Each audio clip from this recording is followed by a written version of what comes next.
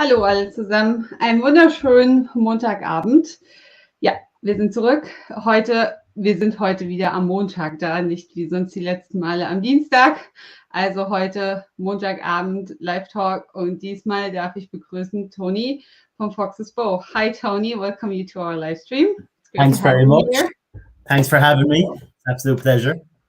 Yeah, it's great. So maybe we just start. We will, like we have seen in the video, we will present the Fox's Bow whiskey tonight. And maybe you can start and tell a bit about yourself, what are you doing at Fox's Bow, and then we can move forward to the story of Fox's Bow. Yeah, absolutely. Sounds good. And yeah, thanks again for having me on. So I'm Tony. I'm one of the co-founders of Fox's Bow Whiskey. So a relatively new Irish whiskey that was launched last November. So we're not even 1 year old yet. And really what we're trying to do is, I guess, remove some of those traditional barriers to entry that exist around Irish whiskey and bring something new to existing whiskey drinkers, but also try to recruit a new generation of Irish whiskey drinkers as well. And just, I guess, a bit of background in terms of where the idea for Fox's Bow came from. And like all good ideas, this one started in a bar. So I was in a previous life, I was living and working in San Francisco as an accountant. So quite a different road to setting up my own whiskey. But I was in that bar, I was always a whiskey fan. I was drinking beer. I was chasing it with Irish whiskey. And the bar that we were in had an amazing selection of Irish whiskey. But looking up at the shelves, all the bottles looked the same, brown bottles, black bottles, green bottles, pretty monotonous if I'm being honest. And to me, they didn't really represent what I thought about when I think of like modern contemporary Ireland. So I guess unlike most ideas that start in a bar that normally finish when you stumble out of the bar, this one actually grew legs. And I'm fortunate enough to have an amazing co-founder in Alice Carl. And myself and Alice grew up together when we were kids here in Limerick. Alice was working with Pernod at the time in Canada, so a pretty strong whiskey background and whiskey pedigree. So I picked up the phone to Alice and kind of pitched this new idea for something a bit more modern and contemporary and a bit more accessible. And from there, yeah, like I said, it kind of grew legs to the point where we released our first release last November. And yeah, it's been going from strength to strength, fortunately enough. Yeah, great. Yeah, I think everybody can see our background tonight. Yeah. It's more colorful than usually. And I like it because it's not just the whiskey where often it's just dark. So I think give the life a bit more color is always good. Exactly, yeah, and that was really important to us from the start. Really, when we were designing the packaging, we wanted to bring something creative to the category, both in terms of the bottle and the packaging and the liquid. And I'll talk about the liquid in a moment, but just for context, in terms of, first off, where the name Fox's Bow comes from. So myself and Alice are very proud to be from Limerick, and we wanted something that was rooted in Limerick. And Fox's Bow is a quirky kind of alleyway here in Limerick City that has housed creatives of all sorts, whether it be tattoo artists, dressmakers, barbershops, vinyl record stores. And it's a name that's synonymous with Limerick for Limerick people. So we wanted something that was grounded in Limerick. But then as well, we found that it was actually quite a quirky name and traveled really well. So we landed on Fox's Bow. And then also with the packaging, you'll see, we have the artwork behind us here on screen, and you'll see on the bottle as well. We got this piece of artwork specially commissioned by John Slade. So he's a graduate of Limerick School in Art and Design, and he owns Hit Studios in London. And he's worked with the likes of Nike, Vans, Delta Airline, these massive, companies throughout the world. So we asked John, we kind of gave him a pretty broad remit to, figure out like what was his interpretation of growing up as a young adult and walking into Limerick City. And this is what he came back with. And there is actually a bit of an Easter egg in the label. If you look carefully enough, right here is actually the archway for Fox's Bow. That you might make out the the end of the F and the beginning of the O and the X as well. So not many people Yeah. actually realize that first off, but Fox's Bow is actually embedded in the label as well. Great, cool. That's fun. Yeah. So Thorsten joined us. You met him? Hey Thorsten, good to see you. Yes. And maybe you have heard of Julia, Hey, Julia Julia. Donation Spirit Expert. Yeah. She's on holiday at the moment. Nice. Yeah. Great. Yeah. So yeah, it's really cool. I really like the idea of the designer and stuff like that. So yeah, very good. But I think so we have the outside, you have the story, you have the color, but is the inside of the bottle also different? Yeah, absolutely. And for us, we wanted to make sure that, you know, you can have the best looking bottle in the world and it can look great on the shelves, but also it's very important that when people taste the liquid, they enjoy it, because that's what's going to make them come back for more. So we did want a liquid that was, you know, very easily accessible. People could come back for more. They'd enjoy it.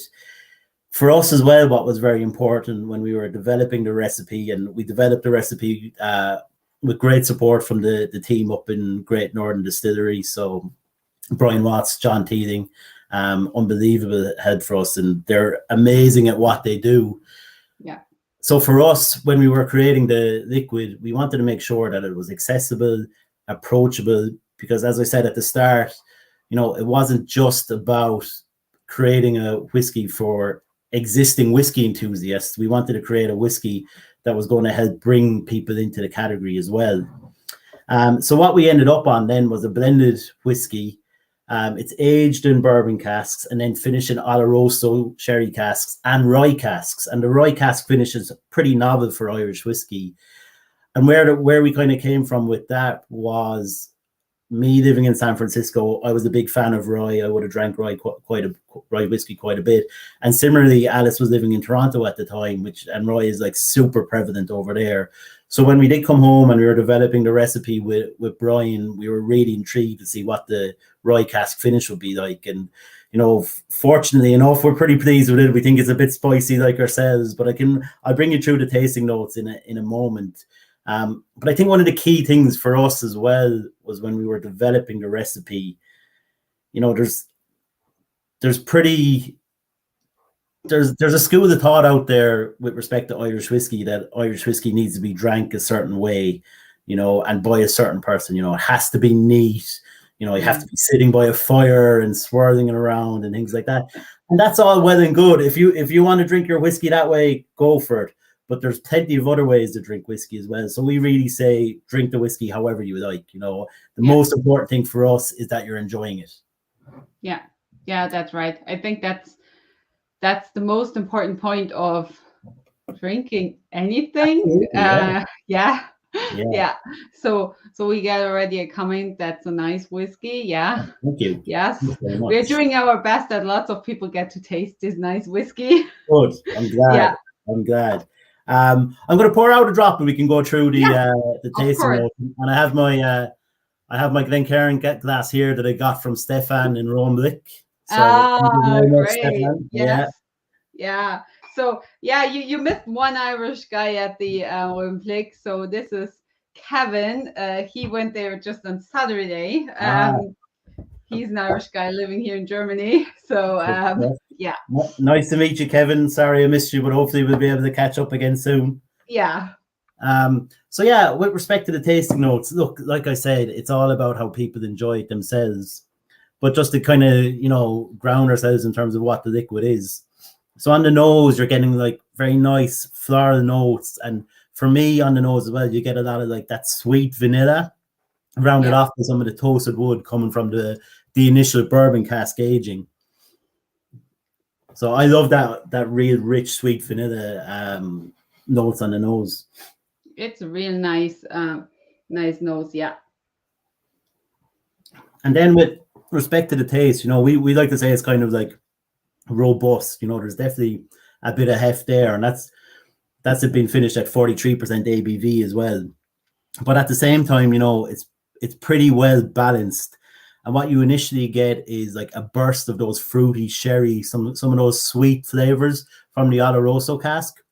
Yeah. But then as you kind of wait a bit and let it linger, this is my favorite bit, but it might not be everyone's, is the spice from the rye cask kind of cuts through some of that sweetness. So it gives you a kind of a lovely kind of velvety finish. So that's what we're saying. It's kind of balanced. You have that kind of sweetness, but it's not too much because the spice comes in and kind of cuts it off. Yeah. And then in terms of that finish, then, you know, what we find is you've still got a lot of that fruitiness, but some of the vanilla kind of comes back as well. And really, you know, I describe it as quite Moorish. You do want to come back for more. You do want to give it another go. So yeah, it's very like easy. It's approachable. There's nothing too. It's not like exactly easy drinking. Yeah, and that was the most important thing for us, that people would just pick it up. You know, you get that vanilla, very distinct vanilla that's recognizable. You know, you get to have a taste of it. You get some of the sweetness. The spiciness is unusual. It cuts through. So, like, it's a very, as you said, Julie, an easy drinking whiskey. And going back to that whole point, then it's like, you know, we kind of call it like unfussy quality from an unfussy quality place. Yeah. And it's made to be drank however you want. So it's great, neat, great on the rocks. I love it in a cocktail. We're going to do my favorite cocktail in a bit. It's just, very easy drinking. So we're quite pleased with it. And what we've found as well is, you know, a big thing for us was trying to recruit new whiskey drinkers into the category. And we're actually seeing that, you know, people are like, you know, geez, Fox's Bow was the first whiskey I tried. I love it. And now it's their go-to on a night out. They might have like a ginger fox or, you know, Fox's Bow and soda or whatever. So it's great to see. Yeah. What I like is it's easy drinking. But when you normally drink easy drinking whiskeys, they are in the back, they are really watery. So they don't stay really long in the mouth. And the rye cask, the spice comes in, and then you get this vanilla spices, and it really stays in the mouth. So you can really enjoy it neat, but this spice is also good for the mixture, because when something is watery in the bag, it's also watery in a cocktail. So exactly, it doesn't hang around too long. Whereas with this one, that's kind of, I was saying that it was like robust. It does hang around. You know, there's a bit of something to it. So like we're delighted with it. But obviously, I'm very biased, but it's my go-to whiskey, as it should be. Great. So so people joined us. So just want to say here hello. And then we have Petra here. She's German, living in Donegal. Hey, Petra. And Claudia joined us. You know the berries?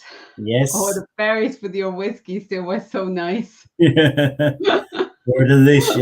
Yeah, they were unbelievable. Yes, this was really good. Yeah. So yes, as you said, it's like you can enjoy it neat. And I think maybe we should give the people some cocktail ideas. But before we do that, maybe you told the story about all these green and black bottles and things like that. And what I think would be interesting, do you think that there could be really the swipe to get this color to whiskey? I think when it comes to Irish whiskey as a whole, there's a place for everyone. Yeah. You know, so I guess those green and black bottles and brown bottles, we kind of classify those as heritage brands. Yeah. So they're looking back in terms of, you know, what Ireland has achieved, and which is great. And like I said, I think there's a place for that. And you know, particularly when we're trying to appeal to a wide demographic, you know, people associate Ireland with castles, rolling hills. So there's totally a place for it. But at the same time, and this is kind of where we notice maybe the opportunity, you know, Ireland is a really cool place right now in the here and now, and they're doing really cool things for the future. So we just wanted something that was, a bit more vibrant, and something that kind of captured the I don't want to say that necessarily the youth of today, but like, you know, Yeah, I guess I think so. the Yeah, millennials, you know, and I guess just give them another option. There's tons of great options out there, but maybe they're not all as equally appealing. So what we wanted to do was make sure that the bright neon pink, the yellow, the purple was going to pop out in shelves, and people were going to hopefully, you know, grab it off the shelf and enjoy it. Yeah, I think you just say Ireland is not just green. Yeah, Ireland isn't just green, you know. There's a ton of cool stuff happening, and we kind of want to be part of that wave of cool stuff happening. And for us as well, it's important, you know, I spoke about trying to be creative with the liquid, finishing it in the right cask, being creative with the packaging and working with creatives such as John Slade. But in general, for everything we do, we try to work with as many creative people as possible, just to kind of make sure that we're being at the forefront of that community and doing our bit to kind of put modern contemporary Ireland on the map. Yeah. So Kevin has thought about it too. It will take some time to get whiskey associated with Ireland again, but I have good hopes that people like Tony will get us there. So yeah. Good stuff. Thanks, Kevin. Oh, look, there is a bit of a lot of work to do. And I was reading during the week about, you know, there's obviously a lot of talk about Irish whiskey taking over Scotch by 2030, and people saying that like that's a massive opportunity. But the reality is that that's more. The article that I was reading, I noted it as a market correction, because that's where Irish whiskey was number one many moons ago. So it's really just trying to get it back on that trajectory to make sure that it is, you know, synonymous with whiskey throughout the world. Yeah, I think so too. So maybe now we go and have cocktails. Yeah, absolutely. Wine drinks. My favorite part. Would you like to start? Yeah, sounds good. So I am going to do my favorite cocktail, and it's kind of like what we call as well our signature serve. So it is Fox's Bow whiskey, ginger beer, very simple, and some fresh lime. You know, very nice. And what we found, you know, this will work with ginger beer or ginger ale. I prefer the ginger beer because it's that bit spicier, and I feel it brings out the it brings out that rye cask finish just a bit more as well. Let's get my ice out. Yeah. So like it says, his first bottle is nearly empty. His or her bottle is nearly empty. So time for the next bottle. Yeah, exactly. You know, the price for a bottle is 32 euros. So I think it's a great value. 32 euros for whiskey, and with that quality and that taste is really nice. Yeah, and I think, like, again, I'm biased, but I think in terms of bang for its buck, with it being finished at 43% ABV as well, the triple cask finish, I do think it's very good value for money. Yeah, but, definitely. I'm biased. So just a measure of Fox's Bow, tall gas with ice, some fresh lime juice in there. And then so what's it's the Irish measure is 35 cl. It is, yeah, but I actually didn't have my measure around. I thought I brought it with me, so I was probably a bit heavy-handed, but sure, why not? Yeah, no problem. You know, exactly. Normally, these are the best cocktails. Exactly, yeah. Top it up with a bit more ice.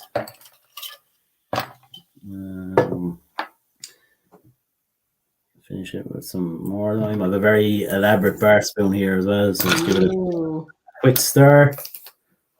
And away we go. So that's a ginger fox. Cheers, guys. Cheers. It looks really good. So I haven't got ginger beer at home. I have ginger ale, but I thought I will show the other cocktail we did at the cocktail event. I definitely like what you did. I think that's a classic cocktail or long drink. It's a classic long drink, and it's always very easy to do. So I got a new shaker. Nice. So let's try it first time. Yeah. So the background. Hi all, looks like we have graffiti special today. Love the background. Yes. Yeah, absolutely, Oliver. Yeah, we are having color today. So I add the ice cubes to my shaker. And then I have a measure. Nice. You're more prepared than me. I'm just a bit prepared. Yeah, so I take a measure of fox bowl. And then I prepared already a measure of lime juice. So 2 cl lime juice. And then we have cherry syrup. Which is amazing, by the way. Also 2 cl cherry syrup. And that's it. So really easy. So everybody who can't get cherry syrup, so this was homemade, you just can take some cherry juice and use some sugar syrup. Also good. Okay, now we shake it. Okay, this works. Hopefully. No. Okay. I said that's the first time. Yeah, maybe you should have tried. There we go. Yeah, I got it. I got it. So pour it in the glass. No, first add ice. Pour it. So I really like the color. Yeah. And then I added Cherry Blossom Thomas Henry tonic water. It also works with the Indian tonic. Okay. So because sometimes it's hard to get the cherry blossom tonic, it also works with the Indian tonic, but then it's a bit more bitter. So this one is a bit sweeter. So and then just add the tonic. And here we go and have the second cocktail. Right. Cheers. Yeah. Cheers. And Marika, you're making that cherry syrup yourself, right? Yeah. Nice. This time. Yeah. But this was just because I had so much cherries on my cherry tree. Good complaint to have. If I would recommend to do that at home, I would just go and buy some good cherry juice and some sugar syrup, and that's it. Yeah. So take about 2 cl cherry juice and 1 cl sugar syrup, and then that's fine. Yeah. Yeah. No, it's delicious. When I was over with you guys a few weeks ago, I was obsessed with that cocktail. I was drinking it all night. I thought it was absolutely unreal. Quite refreshing. Yeah. I know I'm not actually a big cherry guy, so I don't like cherry cola or anything like that. No, I don't like that too. Yeah, that was delicious now, I must say. Yeah, thank you very much. Yeah. So Oliver, so Dramgood is a podcast. I was there also invited last year, and he's in a hotel bar in Hamburg, and he asked for a fox's bow, but they don't have it. So there's definitely we have to do some work. Yeah. We'll get there, Oliver, definitely. You know, yeah, maybe Oliver, you can write me the bar name, and then we can have a talk to them. Yeah. And just in general, just ask for Fox's Bow wherever you go, and then we'll hope to get it there. Definitely, yes. Yeah, you're a young brand, so we have to do lots of talking and lots of tasting, and yeah. Yeah, absolutely. So, Julia likes our cocktail creations. Thank you. Nice. She's always on cocktails, so. Oh, I like it. Julia, if you have any more suggestions for any more Fox's Bowl cocktails for us, let us know, because we're always open to new ideas when it comes to cocktails, and love to see people's creations as well. Yeah, yes, I have to go and be creative with Julia and her son, and then cool. We are not living far away from each other, so it's always good. Perfect. You'll have to show up with a bottle of Fox's Bowl the next time, so, and get the work. Yes, and then we work out some good cocktails. Great. Yeah.